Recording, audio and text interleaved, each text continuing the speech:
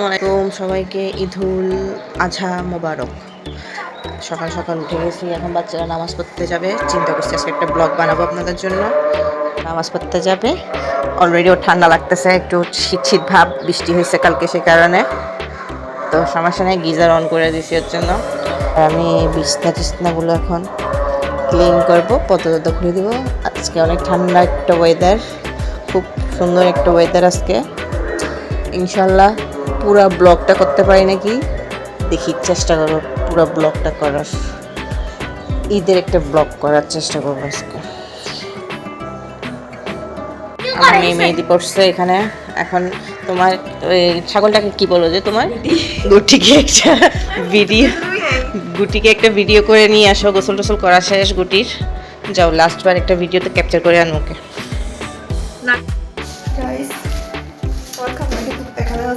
চোখে আসছে, ঘুমতে ঘুরে মতো কান্না করতে পারতেছে না, তাই ভালো লাগতেছে না। আমি দেখছি জাস্ট ঘুমতে ঘুরছি, জমাই করে ফেলবে, ওকে কষ্ট হচ্ছে। I will miss you. Bye bye. গোছানো ডান। বাচ্চাদের জন্য এখানে টুপি, পাঞ্জাবি, ওর একটা কাবলি ঈদের জন্য, তারপর আতর দিবে, আর এটা যায় নামাজ নিয়ে যাবে নামাজ পড়ার জন্য। তো এখনও গোসল করে কাঁপতে কাঁপতে বের হয়েছে, এখনও এগুলো পড়বে। গরম পানি দিয়ে গোসল করছে, তবুও কাঁপতেছ। স্বামী রেডি হয়ে গিয়েছে, কাবলি পড়ছে। পড়ে ফেলো ভালোভাবে মুছতে হবে, তারা মুছা দি। নামাজ পড়তে যাচ্ছে আমার ছেলে।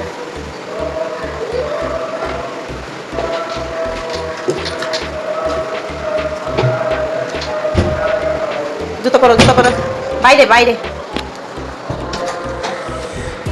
তারপর আসলে ফোন দিও, হ্যাঁ মুগে কাটার আগে।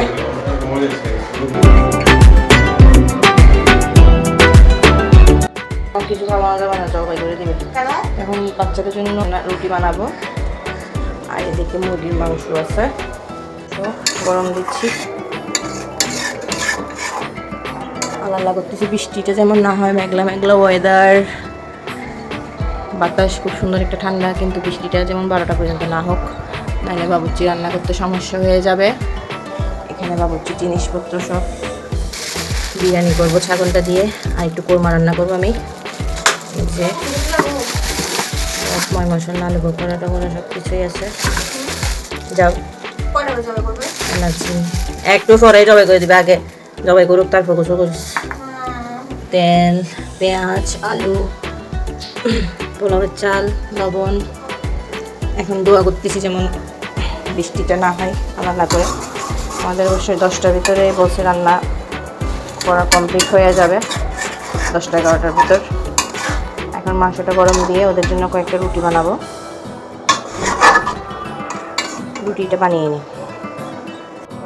কাইটা করা শেষ, এখন নাকি ছাগল জবাই করবে, কষাইয়ে চলে আসছে। তো ছাগলটা জবাই করা দেখে, এখন 7:30 বাজতেছে, ছাগলটা জবাই করা দেখে তারপরে সে রুটি বানাবো। এখন ছাগল জবাই করবে, এটা দেখতে যাচ্ছি আমরা। কান্না করতে তো কষ্ট করবো, কান্না করিও না, কান্না বছর একটা সামনে বছর আবার। তোমার কুটির জন্য কান্না, তোমার কুটুর জন্য কান্না করতেছ, কান্না করিও না।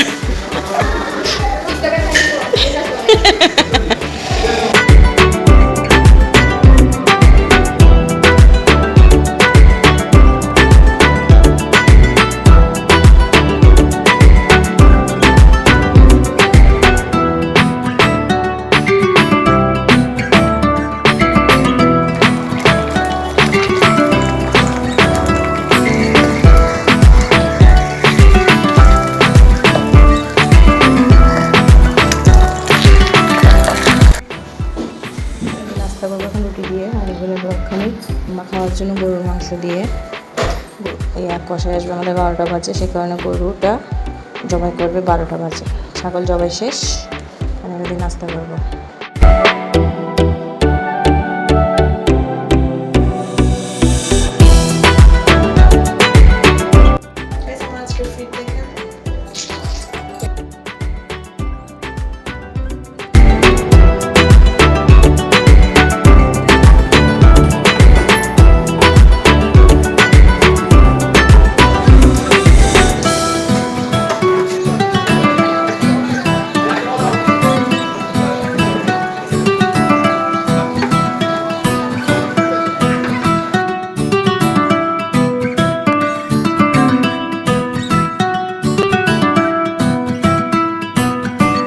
বাচ্চারা এদিকে ঘুমাচ্ছে, সকালে ভোরে ভোর উঠে গেছে 6টা বাজে, সে কারণে 2 দিন ধরে অনেক টায়ার্ড। তো সে এখন ঘুমাচ্ছে চিল হয়ে, ওর ছাগল কোরবানি হয়ে গেছে, খুব কান্নাকাটি করছে, এখন ঘুম যাচ্ছে। আর এটা আমার মেয়ের ঈদ লুক, ঈদ ড্রেস, ফার্সি পাকিস্তানি ফার্সি ড্রেস। আর আমি এখন কামলা কাটবো, এই কারণে কটন একটা সুতির ড্রেস করব। এটা আরেকটা অন্য এটা রেখে দাও তো, এটা পরে তারপরে কোরমা পাকাতে যাব, কারণ এগুলো কবুরুকো জিনিস, সেই কারণে একটু গোসল টোসল করে রান্নাবান্না করতে গেলে ভালো। ঠিক আছে, গোসল করে আসি। গাইস এখন দেখেন আমার গুটি, আমার ভীষণ হচ্ছে না। আমাদের বিরিয়ানি রান্না করা শেষ, দেখেন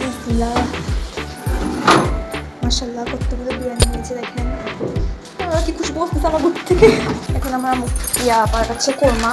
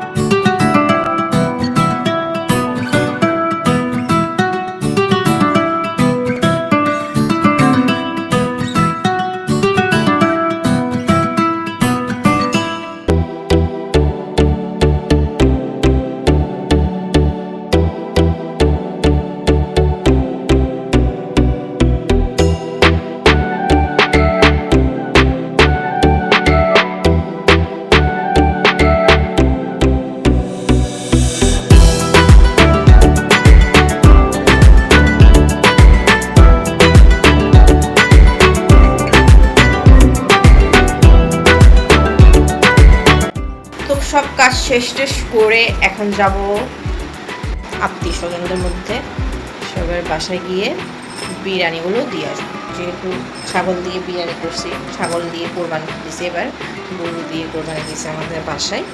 তো এখানেও গেছি, ওইখান থেকে এসে গোসল করে ফ্রেশ হয়ে রেডি হয়ে ঈদের ড্রেস পরে এখন যাব বাইরে যেতে যেতে সন্ধ্যা হয়ে যাচ্ছে। তো এটা আমার আজকে ঈদের আউটফিট। যাব এতক্ষণ কাজ করে রান্না করে ফিটফাট হয়ে গেছে আবার, কিন্তু শরীর একদমই ছেড়ে দিছে, যেতে হবে। ঠিক আছে, ফাইনালি বিকেলে বেরোছি। তো বিজি ছিলাম সারাদিন, এখন আত্মীয় স্বজনের বাসায় যাওয়ার জন্য বেরিয়েছি। হাতে